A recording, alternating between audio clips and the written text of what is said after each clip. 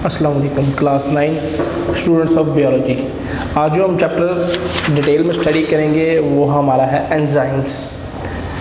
इसके पिछले जो चैप्टर्स थे हम उनमें जो है प्रीवियस चैप्टर्स में हम सिर्फ एंजाइम्स का नाम सुनते आ रहे हैं। हम ये नहीं पढ़ा कि एंजाइम्स होते क्या, वो किस तरह अपना फंक्शन परफॉर्म करते हैं, ना ही हमने देखा वो कैसे एक्शन करते हैं, अपना कैसी स्पेसिफिसिटी है उनकी, कैसा मेटाबॉलिज्म है, कैसे रिएक्शंस हैं, कैसा ऑर्डर ऑफ रिएक्शन है, कैसे करते हैं, किस टेम्परेचर पे करते हैं, किस पीएच पे करते हैं। चैप्टर 6 एंजाइम्स में आज कंप्लीट डिटेल में हम एंजाइम्स को स्टडी करेंगे। इसमें हम इसके करैक्टर्स ऑफ एंजाइम स्टडी करेंगे, फिर हम देखेंगे कि एंजाइम में कौन से करैक्टर है, कौन सी ऐसी खसूसियात हैं एंजाइम्स में। फिर उसके बाद हम factors affecting the rate of enzyme action के जो फैक्टर एंजाइम एक्शन को इफेक्ट कर रहे हैं, जिनकी वजह से एंजाइम मेटाबॉलिज्म रुकता है, हम उनको स्टडी करेंगे। फिर मैकेनिज्म ऑफ एंजाइम रिएक्शन कि एंजाइम एक्शन चलता कैसे है, एंजाइम का रिएक्शन कैसे चलता है। जैसे हमने अपने प्रीवियस चैप्टर द सेल में हमने पढ़ा था लाइसोसोम्स में ऐसे एंजाइम्स हैं जो क्या करते हैं, डाइजेशन करते हैं। फिर हमने देखा कि उनका रिएक्शन कैसे होता है। फिर हम जो फोर्थ में इस पर पढ़ेंगे स्पेसिफिसिटी ऑफ एंजाइम कि एक एंजाइम एक काम करता है, वो स्पेसिफिक अपने फंक्शन में, ये होती है स्पेसिफिसिटी। सबसे पहले हम इसमें स्टडी करते हैं मेटाबॉलिज्म।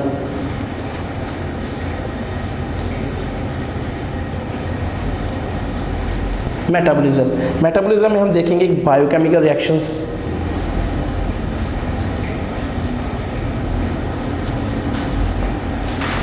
बायोकेमिकल रिएक्शंस में हम सेलुलर रिएक्शंस भी लेते हैं, रेस्पायरेशन भी लेते हैं, ऐसे रिएक्शन जो ऑर्गेनिज्म में होते हैं। उसके बाद हमने जो इसमें ग्रोथ ले सकते हैं, मेंटेनेंस ले सकते हैं, रेस्पायरेशन, सेलुलर रेस्पायरेशन। फिर मेटाबॉलिज्म के आगे हम टाइप्स की बात करें,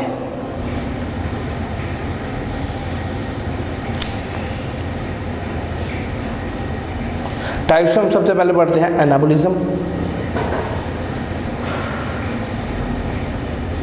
कैटाबॉलिज्म। ये दोनों मेटाबॉलिज्म की टाइप्स हैं। जैसे हमने स्टडी कर रहे हैं कि मेटाबॉलिज्म क्या होता है, और हमने पढ़ा कि ऑर्गेनिज्म में जो रेस्पायरेशन होती है इसका प्रोसेस होता है। रेस्पायरेशन प्रोसेस के बाद हम एनाबॉलिज्म, ये बायोकेमिकल रिएक्शंस हैं। बायोकेमिकल रिएक्शंस में क्या होगा कि हम स्टडी करेंगे लार्जर मॉलिक्यूल्स कैसे सिंथेसाइज हो सकते हैं और स्मॉलर मॉलिक्यूल की डिकम्पोजिशन कैसे हो सकती है। एनाबॉलिज्म बायोकेमिकल रिएक्शन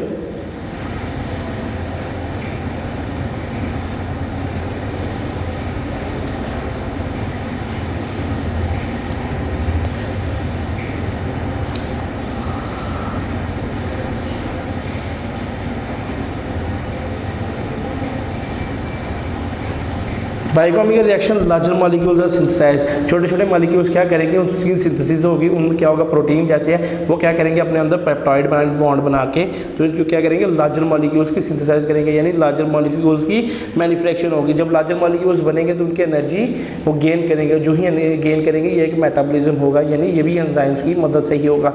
नेक्स्ट अगर हम दूसरी तरफ कैटाबॉलिज्म की बात करें, कैटाबॉलिज्म ये बायोकेमिकल रिएक्शन है।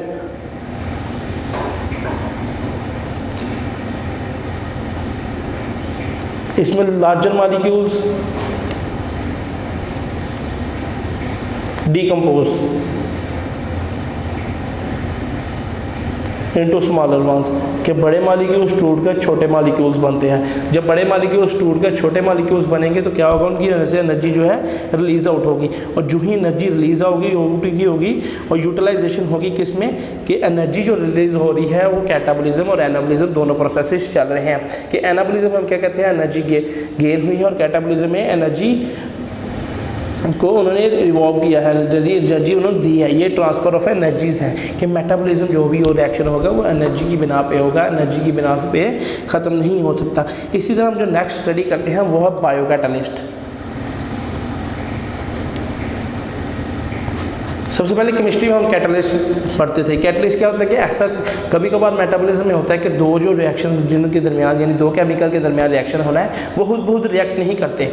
जैसे हम अब एक बहुत आसान सी कहावत लेते हैं कि दो बंदे खुद ब खुद नहीं लड़ते, कोई तीसरा बंदा एंटर होकर उनको लड़वा देता है। इसी तरह दो केमिकल भी एक दूसरे से नहीं रिएक्ट करते, कोई तीसरा केमिकल आके क्या करता है, उन दोनों का रिएक्शन कंप्लीट करा देता है। तो जो तीसरा केमिकल आता है वो क्या होता है, वो एक बायो कैटालिस्ट होता है। वो कैटालिस्ट क्या करता है, वो ट्रांसफॉर्म करता है, वो केमिकल रिएक्शन करवाता है।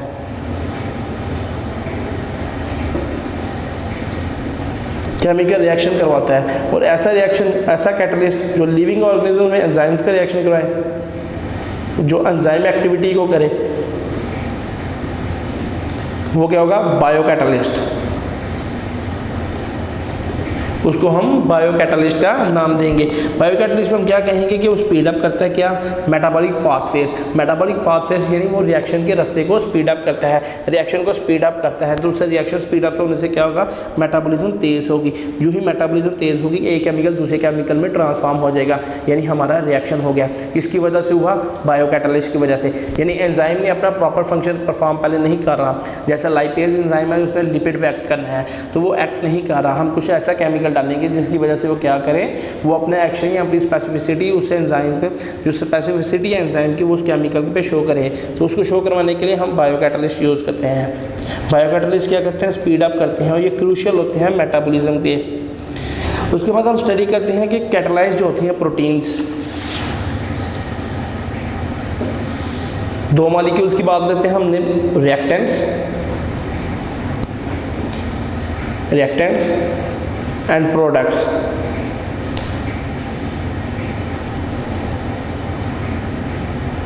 ऑल केमिकल दैट रिएक्ट, ऐसी केमिकल जो रिएक्ट करें,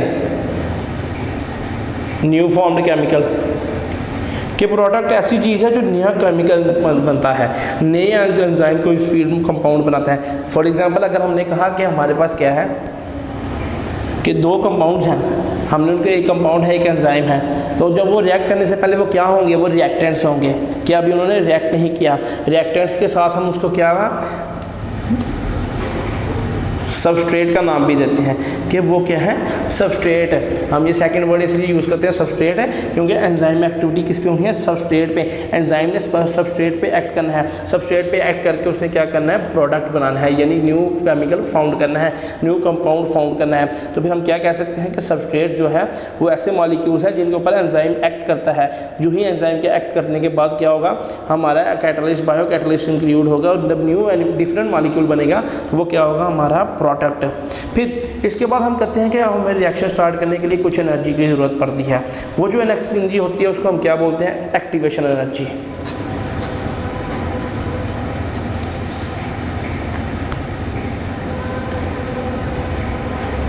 activation energy, amount of energy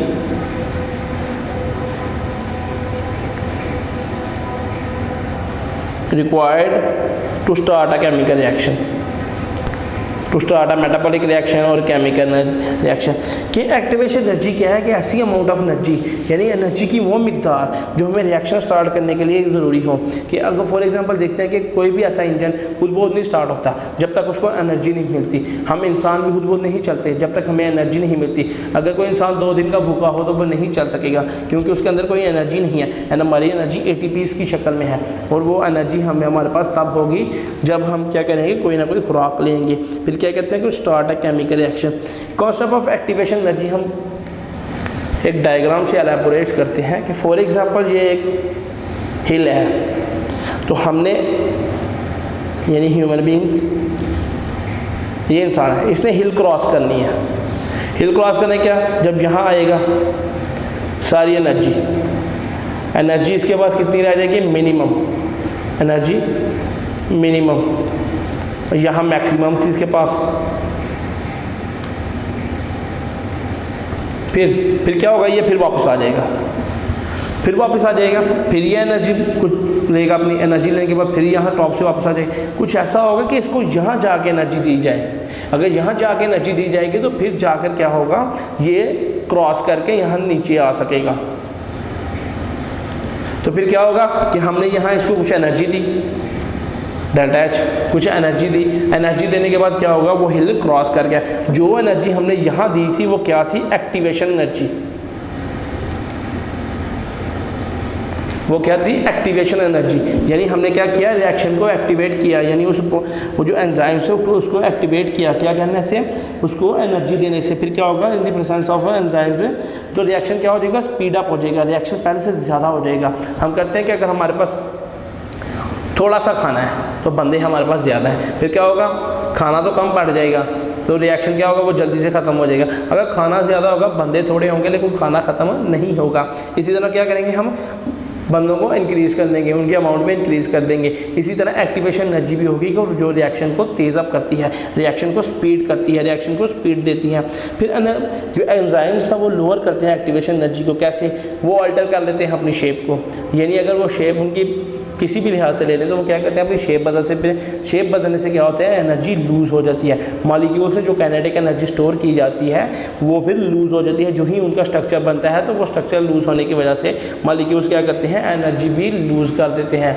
loose करने के बाद क्या करता है, फिर कुछ जो ऐसे हैं वो डिस्ट्रप्शन लाते हैं सबस्ट्रेट। यानी अगर सबस्ट्रेट डिस्टर्ब हो गया तो एक्टिवेशन एनर्जी भी ज़ाया चली जाएगी। फिर एक्टिवेशन एनर्जी कैसे वो ख़त्म करते हैं, ओरिएंटेशन टू रिएक्ट है कि वो ऐसी ओरिएंटेशन बना देते हैं कि वो खुद रिएक्ट कर दें कि अब हमें एक्टिवेशन एनर्जी की ज़रूरत ना पड़े। जब एक्टिवेशन एनर्जी नहीं किसी एंजाइम को मिलती, अगर फॉर एग्जांपल हम यहाँ एक ग्राफ स्टडी करें, हम कहते हैं कि फ्री एनर्जी है,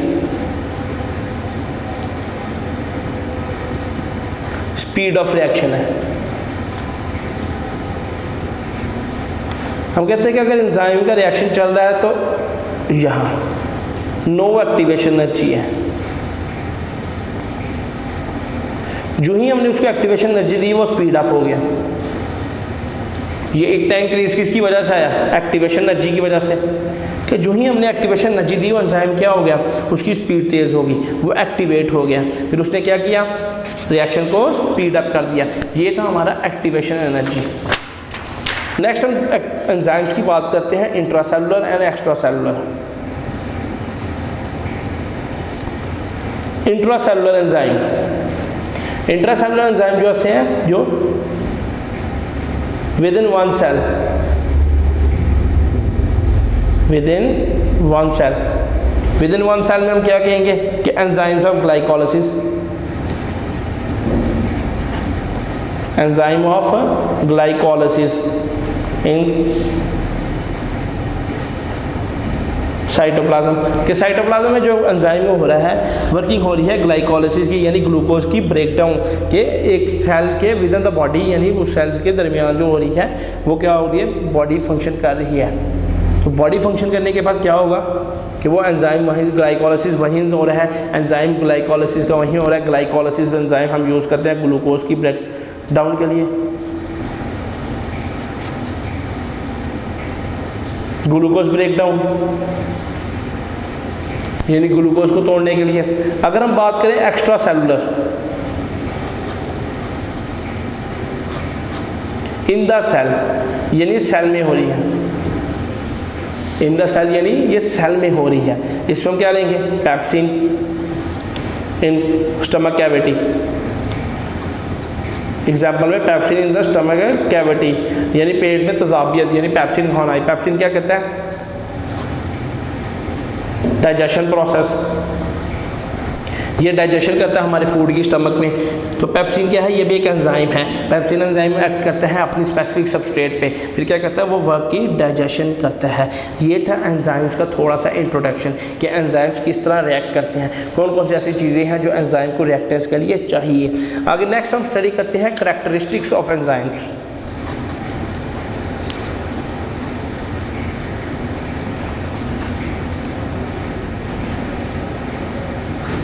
यानी एंजाइम की खसूसियात। सबसे पहले हम स्टडी करते हैं 1878 जर्मन फिजियोलॉजिस्ट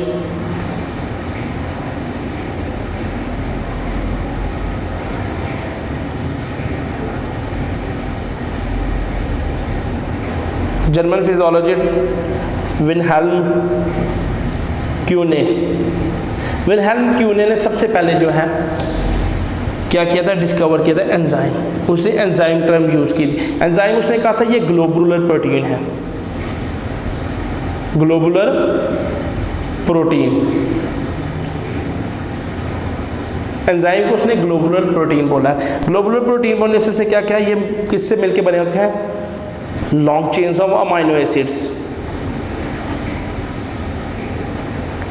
क्योंकि प्रोटीन किससे मिलकर बनती है, अमाइनो एसिड से। फिर इसने कहा कि long chains of amino acids की मिल से मिलकर ये बनती है, ये 3 डायमेंशनल फोल्ड होता है,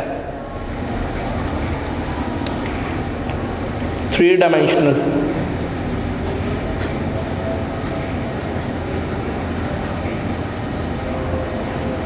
थ्री डायमेंशनल होता है। 3 डायमेंशनल होने के बाद फिर उसने कहा कि अमाइनो एसिड से मिलकर बनते हैं, इनके अंदर पेप्टाइड बॉन्ड होता है। फिर ये क्या कहते हैं, इनकी स्पेसिफिसिटी होती है। फिर आगे ये जो है स्पेसिफिक अपने बायोकेमिकल रिएक्शन से परफॉर्म करते हैं। बायोकेमिकल रिएक्शंस में जो है इनके पास एग्जांपल जैसे आरएनए मॉलिक्यूल्स क्या करेंगे, ये ऑल्सो कैटलाइज करेंगे रिएक्शन। सबसे पहले हमने ये पॉइंट स्टडी किया कि अमाइनो एसिड इसके बिल्डिंग ब्लॉक्स हैं, अमाइनो एसिड बिल्डिंग ब्लॉक्स है। सेकंड कि एंजाइम जो है faster in reaction,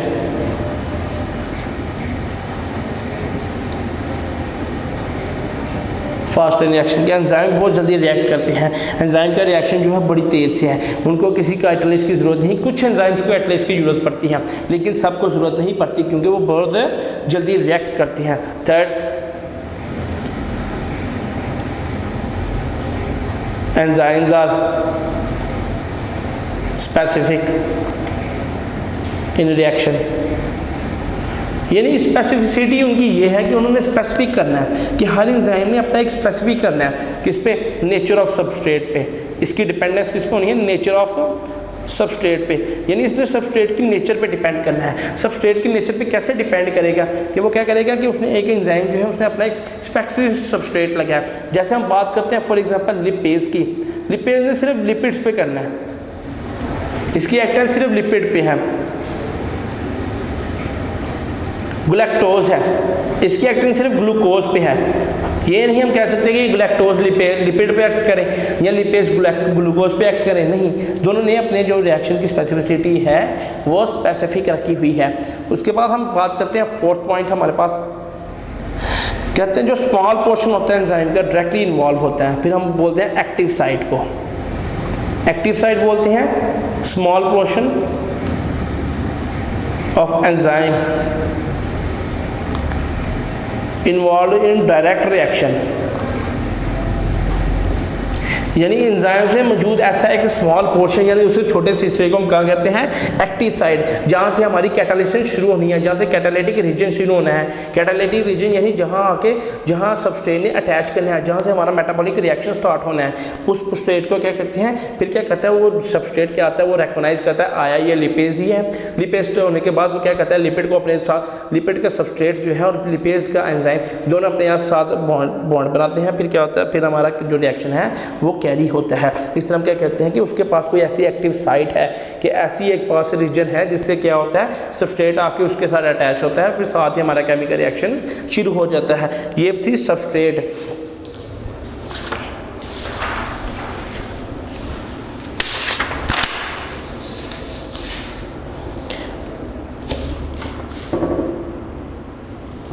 fifth point, enzymes production enhanced, यानी एक्टिवेटर्स। एक्टिवेटर्स क्या होता है, अब हमारे पास जैसे हमने बायोकैटलिस्ट पढ़े, उसके बाद हम एक्टिवेटर्स पढ़ेंगे। एक्टिवेटर्स हम वर्ड से इसका मतलब है to activate the enzyme activity, the enzyme activity. क्या कहते हैं, एंजाइम की एक्टिविटी को एक्टिव करते हैं। क्या कहते हैं, अगर एंजाइम रिएक्ट नहीं कर रहा, अगर लिपेज मौजूद है और लिपिड मौजूद है तो एंजाइम नहीं आएगा, वहाँ एक्टिवेटर यूज़ होते हैं। कुछ एंजाइम्स एक्टिवेटर्स होते हैं। ये एंजाइम्स के आगे टाइप है कि एक्टिवेटर क्या कहते हैं, वो एंजाइम फिर उस एंजाइम को एक्टिवेट करते हैं, एनर्जी देने से एक्टिवेट करते हैं, यानी एक्टिवेशन एनर्जी देते हैं कि तुम इसके साथ अटैच करके अपना रिएक्शन शुरू करो। फिर एक्टिवेटर्स भी होते हैं और वहाँ इनहिबिटर्स भी होते हैं। कुछ एंजाइम इनहिबिटर्स होते हैं, ये क्या कहते हैं, inhibit the reaction, inhibit the reaction और स्टॉप द रिएक्शन। कुछ एंजाइम्स क्या करते हैं, वो ग्लोबुलर प्रोटीन स्ट्रक्चर जो उनका डिस्ट्रॉय होने के बाद क्या करते हैं, वो एंजाइम की एक्टिविटी रोक देते हैं। रोकने से क्या करते हैं, जो सेल की नीडिंग होती है, जैसे वो एंजाइम को वर्क करने लगा है अपना, तो फिर क्या करेंगे, इनहिबिटर एंजाइम आकर उस रिएक्शन को तोड़ देंगे, यानी उस रिएक्शन को नहीं होने देंगे। फिर एंजाइम्स में जैसे हमने एक्टिव साइट पढ़ी, इस तरह हम उसमें कोफैक्टर्स मौजूद होते हैं। कोफैक्टर्स के साथ प्रोस्थेटिक ग्रुप्स,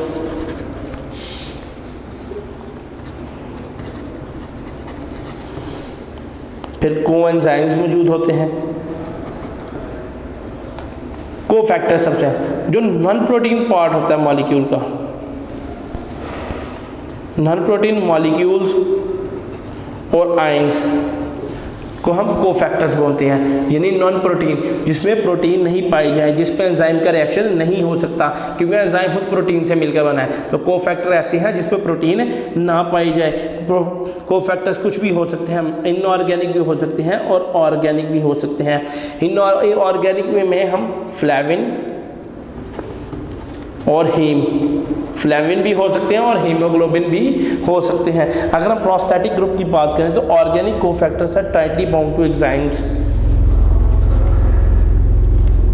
जैसे हमने बात की, हमारे पास ऑर्गेनिक कोफैक्टर्स और इनऑर्गेनिक कोफैक्टर्स दोनों पाए जाते हैं। जब ऑर्गेनिक कोफैक्टर्स क्या करते हैं, tightly bound to enzyme.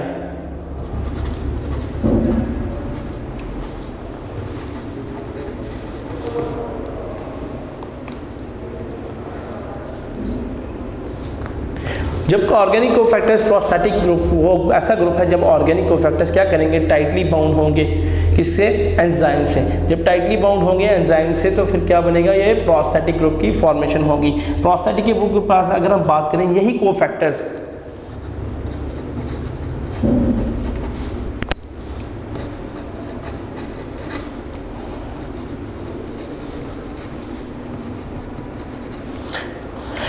Cofactors loosely attach with the enzyme are called coenzyme. कि अगर कोफैक्टर्स जो हैं, कोफैक्टर हमने बात की ऑर्गेनिक भी हैं, इनऑर्गेनिक हैं। अगर ऑर्गेनिक कोफैक्टर्स टाइटली बाउंड होते हैं एंजाइम से तो फिर हम क्या कहते हैं, they form the prosthetic group. If the cofactors are loosely attached with the enzyme we can say they form a coenzyme. इस तरह हम उसको कोएंजाइम भी कह सकते हैं। कोएंजाइम का ज़्यादातर फंक्शन होता है transport of materials, transport of chemicals, transport of chemical groups, यानी एक एंजाइम को दूसरे एंजाइम के पास ले जाते हैं। इसमें ज़्यादातर हम पढ़ते हैं विटामिन ही पढ़ते हैं, जैसे राइबोफ्लेविन हो गया, थायामाइन हो गया, फोलिक एसिड। ये सारे क्या करते हैं, ये कोएंजाइम्स का फंक्शन परफॉर्म करते हैं। कोएंजाइम में फंक्शन क्या है, इसलिए कि ये ऑर्गेनिक केमिकल को दूसरे उस एंजाइम के पास ले जाते हैं ताकि प्रोस्थेटिक ग्रुप की फॉर्मेशन हो और हमारा मेटाबॉलिक रिएक्शन जल्दी स्पीड अप हो। नेक्स्ट 7 पॉइंट हमारे पास metabolic pathways. Metabolic pathways through which reaction is occurred.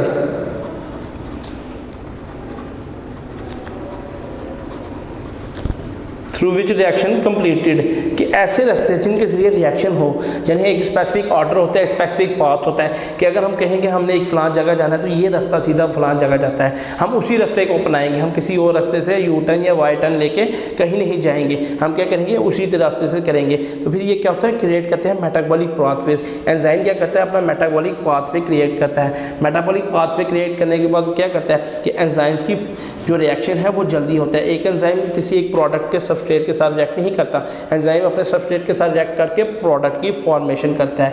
ये थे वो कुछ characters of enzymes. Characters of enzymes के बाद हम स्टडी करते हैं uses of enzymes.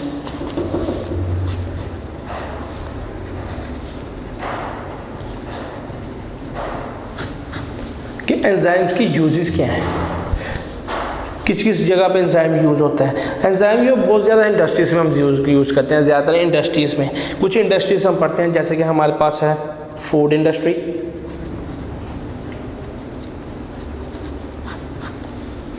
Food industry में एंजाइम्स, अमाइलेज, ये एंजाइम का नाम है। ये क्या कहता है, स्टार्च की ब्रेकडाउन, स्टार्च की ब्रेकडाउन करने से क्या किसको करता है, वो शुगर मॉलिक्यूल। जैसे हमने पहले मेटाबॉलिज्म के रिएक्शंस में पढ़ा कि larger molecules are synthesized into smaller molecules. इसी तरह स्टार्च की ब्रेकडाउन किसमें, सिंपल शुगर्स में। फिर वो किसमें यूज़ होती है,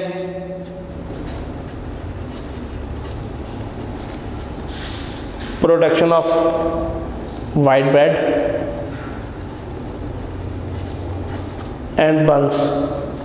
कि यानी अमाइलेज एंजाइम जो है फूड इंडस्ट्री में उसका काम क्या है, वो स्टार्च के जो मॉलिक्यूल्स हैं, बड़े मॉलिक्यूल्स, उनको तोड़ता है छोटे मॉलिक्यूल्स यानी शुगर के स्मॉलर मॉलिक्यूल्स में। मेटाबॉलिज्म होगी, मेटाबॉलिज्म होने के बाद हम इसकी क्या करते हैं, प्रोडक्शन करते हैं। किसमें, वाइट ब्रेड फिश शुगर क्या यूज़ होती है, वाइट ब्रेड की प्रोडक्शन में और बंस की प्रोडक्शन में। ये थी food industry.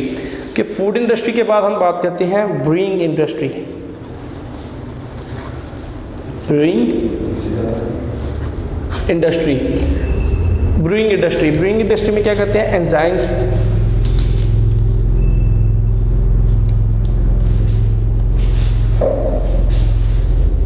Enzyme amylase,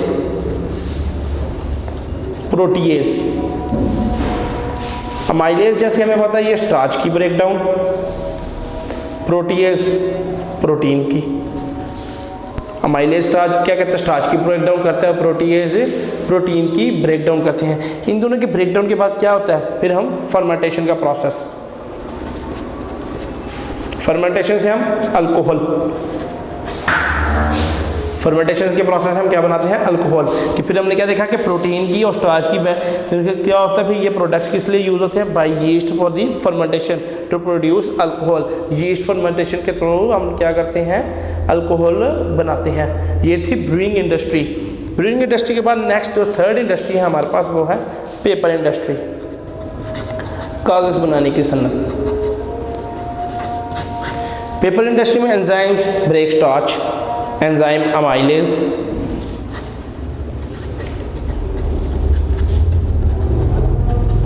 enzyme amylase starch की ब्रेकडाउन के लिए।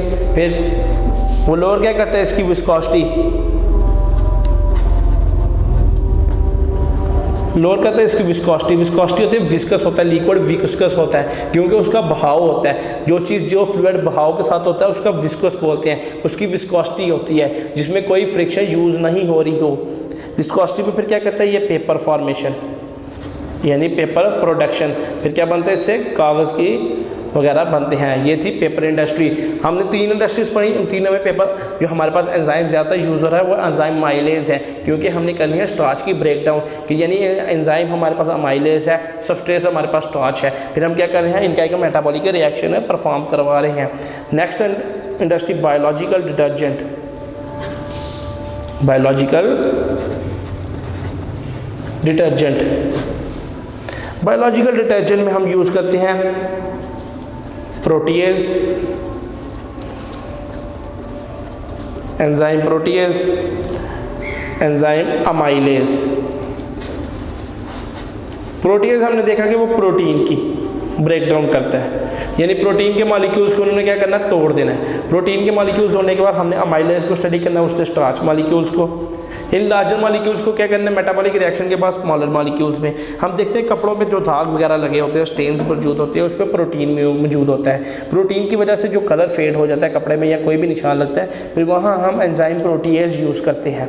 हमारे डिटर्जेंट्स में मौजूद है एंजाइम प्रोटीएज। वो क्या करते हैं, वहाँ प्रोटीन जो मौजूद होती है उसके साथ जाके एंजाइम उसके अटैच होते हैं, फिर मेटाबॉलिक जो रिएक्शन है वो स्टार्ट होता है, और साथ ही वो मॉलिक्यूल्स जब स्मॉलर यूनिट्स में टूटता है, साथ ही वो क्या करता है, कपड़े का वापस जो फर्निश थी या वो कलर था वो बाकी रह जाता है, और वो जो एंजाइम है वो ख़त्म, जो प्रोटीन का रिमूवल हो जाता है। रिमूवल होने के बाद हम क्या करते हैं, इसी तरह डिश पे जो वॉशिंग में, डिश वॉशिंग में हम देखते हैं कि कुछ जो अमाइलेज है वो साथ लगा रहता है। फिर हम यहाँ का यूज़ करते हैं, वहाँ एंजाइम अमाइलेज यूज़ करते हैं, किसके रिमूवल के लिए, स्टार्च रिमूवल के लिए। ये थी हमारी 4 इंडस्ट्रीज जिनमें हम क्या स्टडी किया, uses of enzymes. Uses of enzymes के बाद हम स्टडी करते हैं फैक्टर्स। कैसे, कौन से फैक्टर्स हैं जो एंजाइम एक्शन को इफेक्ट करते हैं। फैक्टर्स अफेक्टिंग एंजाइम एक्शन, कैसे कौन से फैक्टर हैं जिनकी वजह से क्या होता है, एंजाइम एक्शन। सबसे पहले हम बात करते हैं, एंजाइम होते हैं सेंसिटिव, वो बहुत सेंसिटिव होते हैं अपने रिएक्शन को लेकर। और सेंसिटिव नेचर उनकी इसलिए होती है क्योंकि जब उनके बॉन्डिंग अटैचमेंट होती है तो ये कोई इतना ताकतवर बॉन्ड नहीं होता, वो बड़ी जल्दी क्या कहते हैं, प्रोटीन है ना, कुछ भी हो सकता है, इनके स्ट्रक्चर में बड़ी जल्दी बिगाड़ आता है, डिस्टॉर्शन मौजूद होती है। जब शेप ऑफ एंजाइम मॉलिक्यूल में डिस्टॉर्शन आ जाए तो फिर इनकी मेटाबॉलिक रिएक्शन नहीं चलता, एंजाइम टूट जाता है। इसी तरह ये क्या है, हाईली सेंसिटिव इन नेचर। सबसे पहले इफेक्ट हम पढ़ेंगे टेम्परेचर। कि टेम्परेचर का क्या इफेक्ट है। जैसे कोई भी केमिकल रिएक्शन, जैसे कोई भी चीज़ एक ख़ास टेम्परेचर पे पाई जाती है, इसी तरह एंजाइम रिएक्शन भी एक ख़ास टेम्परेचर पे होते हैं। उस ख़ास टेम्परेचर को हम ऑप्टिमम टेम्परेचर बोलते हैं। ऑप्टिमम टेम्परेचर यानी ऐसा टेम्परेचर जिस पे क्या होगा, एक एंजाइम ने अपना मैक्सिमम रेट से स्पेसिफिसिटी करनी है। ये एक स्पेसिफिक टेम्परेचर है जिस पे क्या करना है, एक एंजाइम ने वर्क करनी है। अगर उसको ये टेम्परेचर ना मिले, जैसे ह्यूमन में देखिए, ह्यूमन बींग्स में 37 डिग्री सेल्सियस इस पे स्मार्म जो एंजाइम्स है वो वर्किंग करती हैं। अगर ये स्पेसिफिक टेम्परेचर को ना मिले, लेस देन 37 और हायर देन 37, तो एंजाइम की जो क्या हो जाएगी, डीनेचुरेशन हो जाएगी। डीनेचुरेशन क्या बोलते हैं,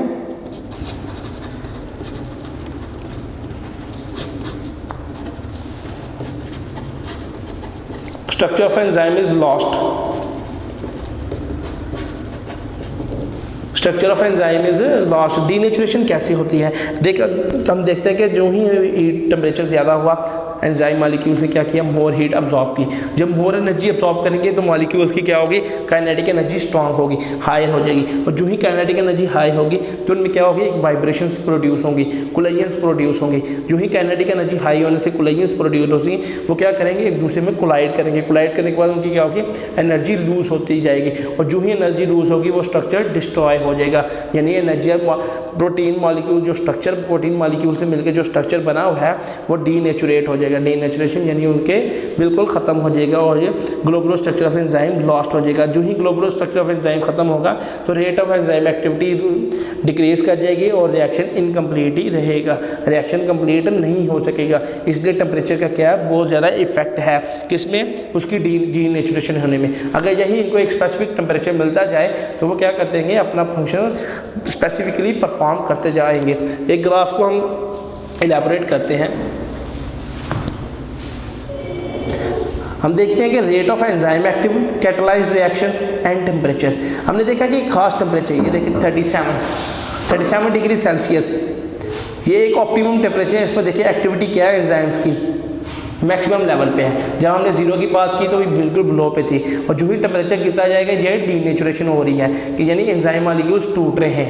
ये एंजाइम मॉलिक्यूल्स क्यों टूट रहे हैं, क्योंकि टेम्परेचर हाई होता जा रहा है, अबव देन 37 डिग्री है। ये ग्राफ बड़ी आसानी से बहुत ज़्यादा एलैबोरेशन कर रहा है कि जो ही टेम्परेचर ज़्यादा होगा एंजाइम्स की डीनेचुरेशन अकर करेगी। ये थे टेम्परेचर का effect on enzyme activity. Next is substrate concentration.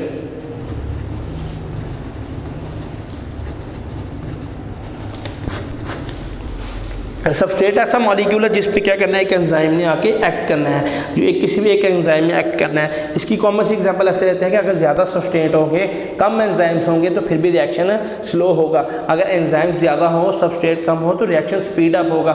अगर दोनों का लेवल बरकरार है तो फिर रिएक्शन क्या होगा, स्मूथली एक सतह पे यानी एक मेंटेनेंस यानी इक्विलिब्रियम के थ्रू चलता रहेगा। अब हम देखते हैं एक्टिव साइड जो है एंजाइम्स की, वो हाईली सबस्ट्रेट कंसंट्रेशन होते हैं। जब वो उनको फ्री एक्टिव साइड्स नहीं मिलती तो फिर क्या हो जाता है, सैचुरेशन होती है, अक्कर होती है। सैचुरेशन अब तब आती है जब सबस्ट्रेट मॉलिक्यूल्स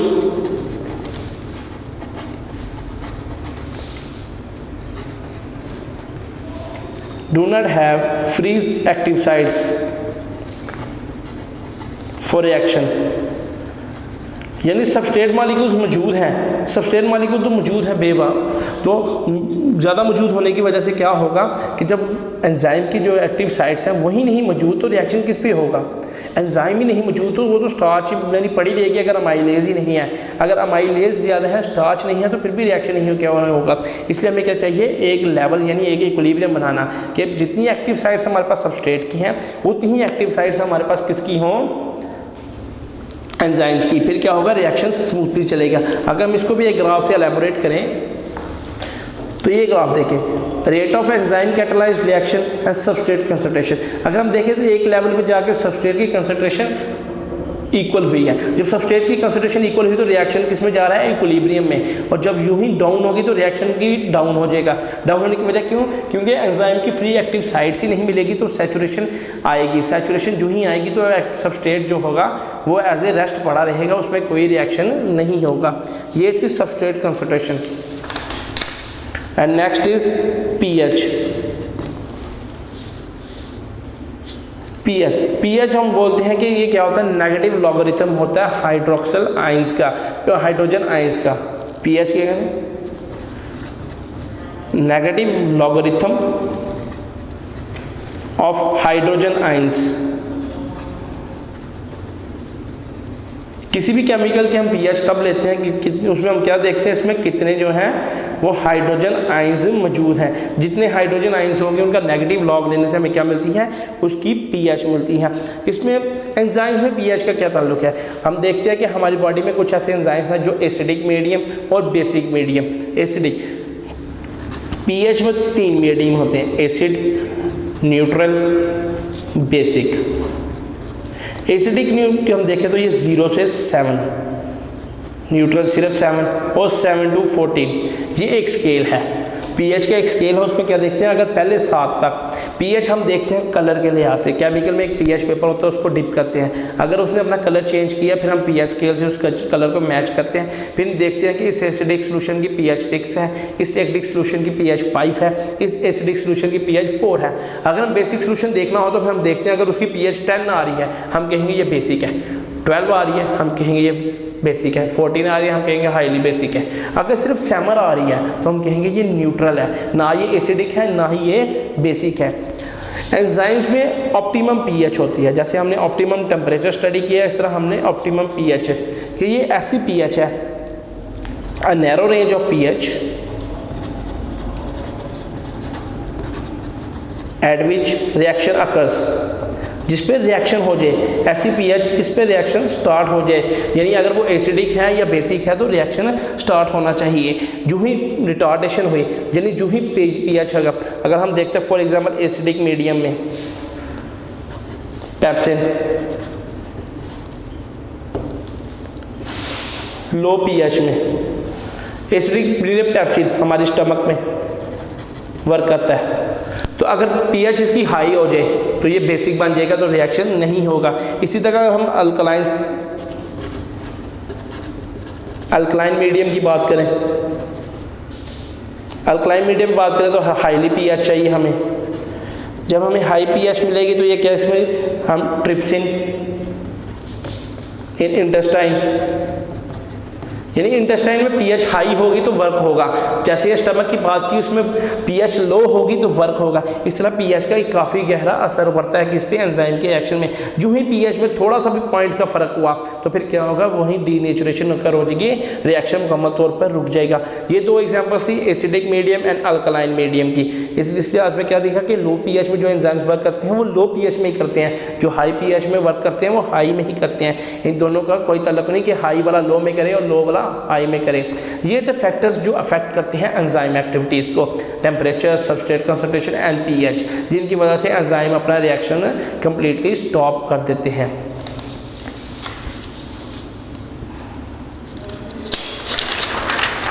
नेक्स्ट टॉपिक हमारा मैकेनिज्म ऑफ एंजाइम एक्शन।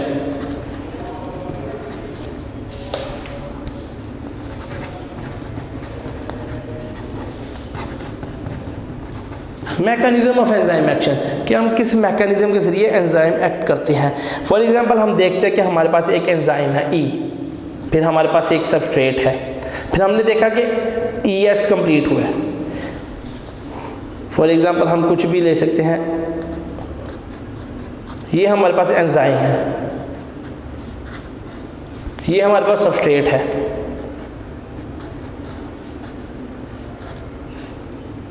ये ES कॉम्प्लेक्स बना, फिर हम प्रोडक्ट कब बनेगा, एंजाइम प्लस प्रोडक्ट। ये हमारे पास एंजाइम मिल गया और ये हमें प्रोडक्ट मिल गया। कि एंजाइम जो तो प्रोटीन है, ग्लोबुलर प्रोटीन, ये कैटलिस्ट के थ्रू काम करती है। और कैटलिस्ट ऐसा केमिकल है, जैसे मैंने आपको पहले बताया था, कैटलिस्ट ऐसा केमिकल है जिसमें क्या होगा, रिएक्शन के एंड में उसने रिकवर हो जाना है, उसने दोबारा रीजनरेट हो जाना है, यानी उसने ख़त्म नहीं होना। रीजनरेशन में उसने दोबारा ट्रांसफॉर्म हो जाता है। इस तरह हम देखते हैं कि ई एंजाइम प्लस सबस्ट्रेट, फिर ई एस कम्प्लेक्स, फिर ई एंजाइम एंड पी प्रोडक्ट। यानी एंजाइम एक्ट करने के बाद क्या होता है, ई एस कम्प्लेक्स बनाने के बाद एंजाइम दोबारा रिकवर हो जाता है, रिकवर होने के बाद दोबारा और एक साथ प्रोडक्ट यानी न्यू। एंजाइम के ऑर्डर को समझने के लिए सबसे पहले एक German chemist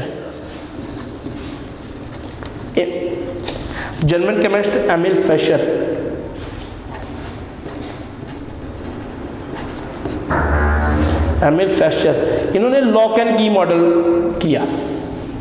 lock and key model, इन्होंने लॉक एंड की मॉडल किया। इन्होंने एक बड़ी खूबसूरत सी बात यही की कि जैसे एक ताले को एक ही चाबी खोल सकती है, जैसे हम कोई और ताला किसी और चाबी से नहीं खोल सकते।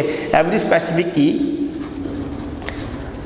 की ओपन्स अ सिंगल लॉक, कि एक चाबी एक ही ताला खोलेगी, एक चाबी दो ताले नहीं खोल सकती। इसी तरह specific enzyme react with specific substrate,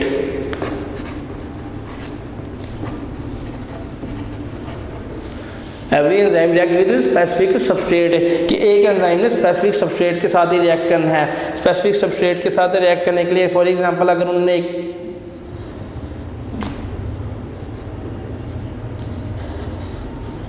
ये देखिए ये स्पेसिफिक है, फिर हम एक और डायग्राम बना लेते हैं।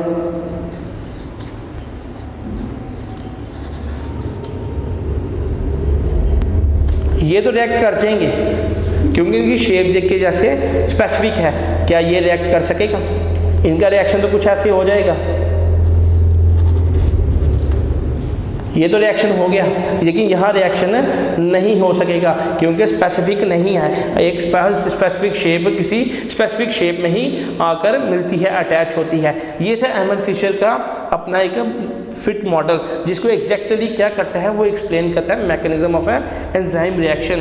कि एंजाइम स्पेसिफिक है नेचर में, वो क्या करता है एक चीज़ एक पे ही अटैच करती है, कोई चीज़ खुद को जैसा नहीं बना सकती। ये थे एमिल फिशर की डिस्कवरी। नेक्स्ट एक और साइंसदान था हमारे पास, साइंटिस्ट था अमेरिकन बायोलॉजिस्ट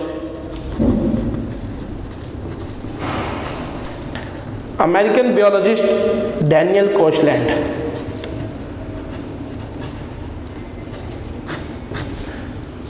कोचलैंड। इन्होंने अपना induce fit model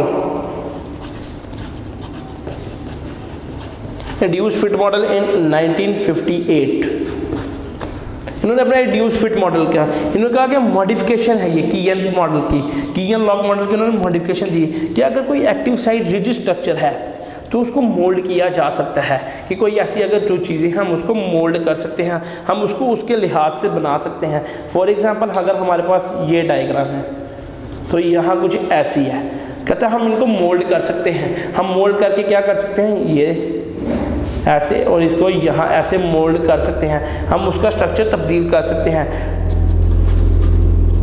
moulding of structure to perform reaction, कहते हैं हम हीट दे के एनर्जी दे के क्या कर सकते हैं, उसको उस लिहाज में एक स्ट्रक्चर बना सकते हैं ताकि वो क्या करे, अपना एक्शन परफॉर्म कर सके।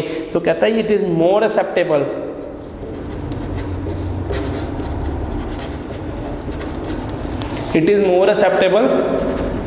Then lock and key model. इन्होंने कहा ये ज़्यादा एक्सेप्टेबल है किसकी बना पे, लॉक एंड की मॉडल के लिए। इसमें क्या क्या है, हम एक्टिव साइट की जो शेप है वो चेंज कर सकते हैं, एक्टिव साइट को चेंज कर सकते हैं। एक्टिव साइट को चेंज करने कैसे, हीट दे के एनर्जी चेंज कर सकते हैं, किसी लिहाज में हम उसकी एनर्जी चेंज कर सकते हैं, एनर्जी को देकर एक्टिव साइट चेंज कर सकते हैं। ये था मैकेनिज्म ऑफ रिएक्शन, जिसमें दो scientist Emil Fischer and Daniel Koshland ने अपनी डिस्कवरी पेश की। लास्ट टॉपिक है स्पेसिफिसिटी ऑफ एंजाइम, कि यानी एंजाइम क्या है, स्पेसिफिक है, एक रिएक्शन के लिए स्पेसिफिक है। जैसे हमने सबसे पहले बात की थी amylase, protease, lipase.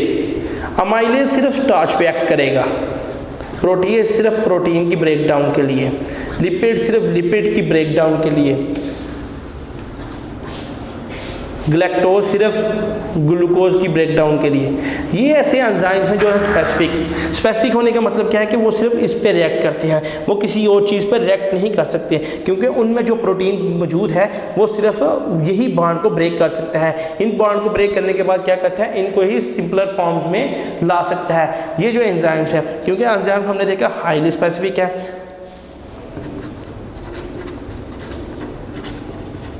Highly specific, highly in shape, highly in shape क्योंकि शेप भी अलग है उनके लिहाज से। फिर क्या कहते हैं, fit with in the active sites, कि अपनी एक्टिव साइट्स के साथ क्या कर सकते हैं, ये फिट हो सकते हैं। कि फॉर एग्जांपल अगर हमारे पास कुछ डायग्राम ऐसी हो, फिर कुछ ऐसी हो, लेकिन सबस्ट्रेट हमारे पास मौजूद हो ऐसे, तो हम देखेंगे हमारे पास 3 एक्टिव साइट्स मौजूद हैं। एक्टिव साइट 1 2 3, 3 एक्टिव साइट मौजूद है। ये हमारे पास सबस्ट्रेट साइट है, एंजाइम ने एक्ट करना है। अब हम देखते हैं इस साइड से, देखेंगे ये फिट नहीं हो सकता, 3 कर्व है, लेकिन यहाँ एक कॉर्नर है, ये भी फिट नहीं हो सकता। फिर हम देखेंगे ये फर्स्ट वन, ये इसमें कंप्लीटली फिल्ड होगा, ये इसमें क्या होगा, फिट होगा। फिर इससे एक पॉइंट निकलता है कि substrate can exactly fit in the active site of enzyme, कि एक्टिव साइट जो सबस्ट्रेट की है और एक्टिव साइट जो एंजाइम की है, उन दोनों की एक लैदा ज्योमेट्री है, उन दोनों की एक लैदा शेप है। फिर वो क्या होगा, वो खुद को खुद एक्ट करेंगे। ये थी इसकी स्पेसिफिसिटी कि एक एंजाइम सिर्फ एक सबस्ट्रेट के साथ ही रिएक्ट कर सकता है। ये था हमारा chapter number 6 enzymes. Okay, thank you. Video पसंद आई तो लाइक करें, अपनी राय कमेंट करें। ऐसे ही मजीद वीडियोस के लिए हमारा चैनल सब्सक्राइब करें और बेल का आइकन दबाएं ताकि आपको हर वीडियो का नोटिफिकेशन मिलता रहे।